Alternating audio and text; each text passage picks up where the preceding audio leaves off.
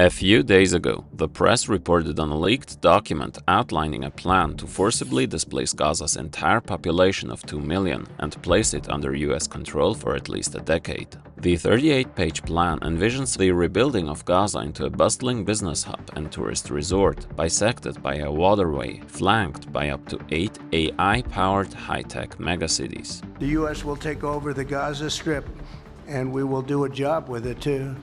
We'll own it.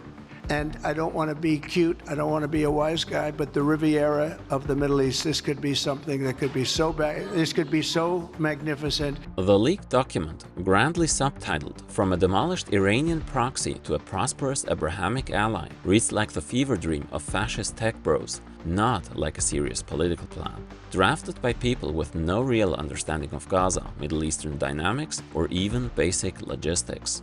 Intended to attract $100 billion in investment, the plan is reportedly modeled after Saudi Arabia's Dystopian Neom project, a $500 billion megacity project built on slave labor, launched by Crown Prince Mohammed bin Salman as part of the country's Vision 2030 initiative, and approximately the size of Albania or Massachusetts. Called the Gaza Reconstruction Economic Acceleration and Transformation Trust, or GREAT, the plan was reportedly devised by some of the same Israeli figures behind the Gaza Humanitarian Foundation, short GHF, supposedly a non-profit, but in truth backed by a hidden network of Palestinian collaborator gangs, CIA agents, and billionaire families looking to get richer from Gaza real estate after ethnic cleansing. What does this insane plan look like? What prospects exist for Palestinian resistance in this critical phase? And what is the endgame of this genocide? If you believe this work matters, consider supporting it directly on Patreon. Even a small pledge helps me keep creating and ensures these stories get told. Thank you so much for standing with me and making this possible. Israel currently controls roughly 75% of the Gaza Strip and is pressing ahead with plans to seize the entire territory, beginning with a full-scale takeover of Gaza City, the Strip's largest urban center, for which it has called up tens of thousands of reservists to support the offensive. It is thus effectively rejecting a temporary ceasefire proposal brokered by Arab mediators and accepted by Hamas. A deal that would have secured the release of 10 hostages and which even concedes Israel to maintain a buffer zone inside Gaza in exchange for allowing humanitarian aid deliveries. So once again, the Palestinian side is offering concession after concession, and the dominant media still portrays them as unyielding and non-negotiable. Notice the language in these headlines. These efforts are sanitized and normalized as technical military steps, masking the underlying root cause of Zionist colonialism and genocide. The leaked 38-page Riviera plan suggests what it calls temporary relocation of all of Gaza's more than 2 million population. So basically, full ethnic cleansing, if that wasn't obvious by now. The goal is to build large camps inside and outside Gaza called humanitarian transit areas, another new polished name for concentration camps.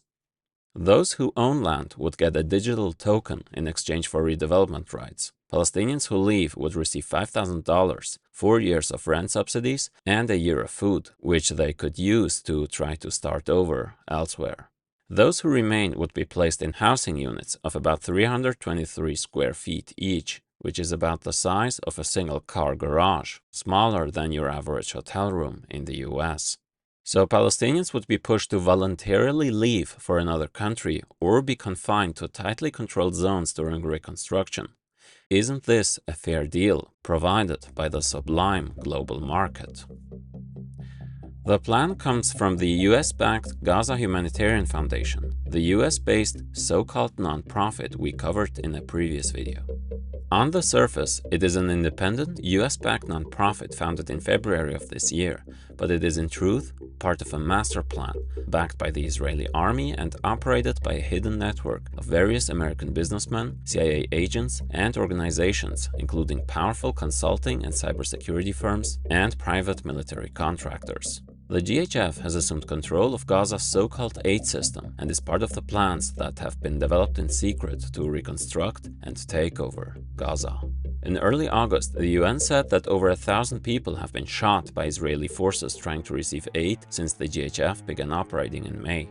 Investigations revealed, as covered in that video, that billionaire families and former senior CIA people are core nodes behind a web of wealth management and cybersecurity business, standing to profit from the GHF starvation scheme. Among the think tanks involved is the Tony Blair Institute. The Riviera plan document surfaced just days after Trump convened a White House meeting on Gaza's day after plans, attended by former British Prime Minister Tony Blair, who has advised the Trump administration on Gaza's future. As if this guy hasn't done enough harm in his life, he still likes to murder people after his political career. The Gaza takeover plan even includes an Elon Musk manufacturing park situated, without a hint of irony, on the remnants of the Eretz industrial zone, which was once an industrial park located at the northern tip of the Gaza Strip, designed to exploit cheap Palestinian labor for Zionist capital. A close look at the map suggests the plan would also seize much of Gaza's agricultural land for an Israeli security buffer zone. The small print is even more striking, making no clear distinction in sovereignty between Gaza, the Zionist entity, and Egypt. Under the proposal, Israel would retain vaguely defined overarching rights over Gaza to meet its security needs. There would be no independent Palestinian state, only a Palestinian polity integrated into Trump's Abraham Accords.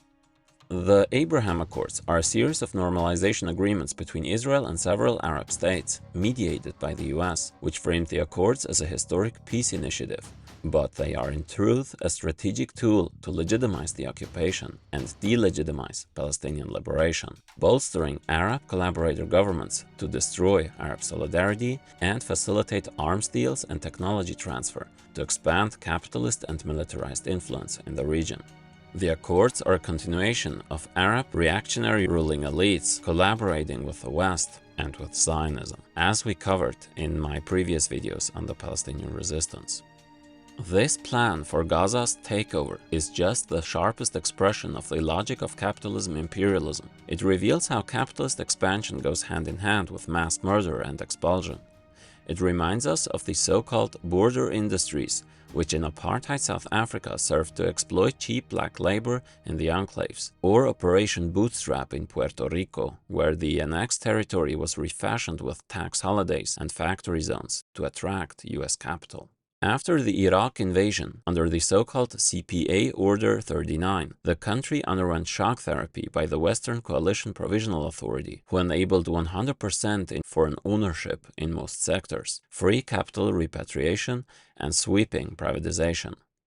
Behind the liberal, free market world order are guns and bombs. Zionism is a manifestation of world imperialism, ultimately securing the interests of the class that owns the world. War and occupation remove governments trying to control their own resources, clears land, and aims to suppress the resistance. Reconstruction then commodifies land and labor, funneling value to outside investors and allied elites.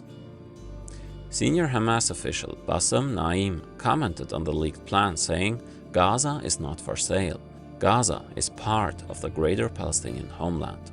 In my videos about the history of Palestinian resistance, I show how Palestinian factions continued their liberation struggle even after the West Bank and Gaza were occupied, and despite the constant asymmetric balance of forces. A newly released classified IOF internal document bluntly assesses that the major Gaza offensive failed to achieve its primary objectives, neither toppling Hamas nor securing the hostages. The steadfastness of the resistance amplifies the political and diplomatic damage, which in turn intensifies societal fractures, causing a massive loss of international legitimacy and growing isolation, and economically suffering a massive hit. Colonies and settler projects can seem invincible until they collapse. French Algeria fell despite 1 million settlers and massive military superiority once global opinion shifted and the resistance held firm. Vietnam's victory against the US was not only military, it was built on global solidarity, protests in the West, and anti-war movements that delegitimized US aggression at home. These were also crucial for the end of apartheid South Africa. The US and Israel's attempt to remake Gaza as a securitized business hub relies on permanent force and outside capital. History shows that such schemes are fragile and without any shred of legitimacy. So, it is your direct involvement in aiding the Palestinian struggle for self-determination that is crucial. Organizing the struggle against the collaborator or imperialist states. History has shown that it works, and don't let anyone tell you that both your own and the Palestinian resistance are futile. Now is the time to get active, because Zionism won't stop at Gaza. It is only one stepping stone in the plan of the increasingly dominating Kahanist current, which I cover in this video. I'll see you soon.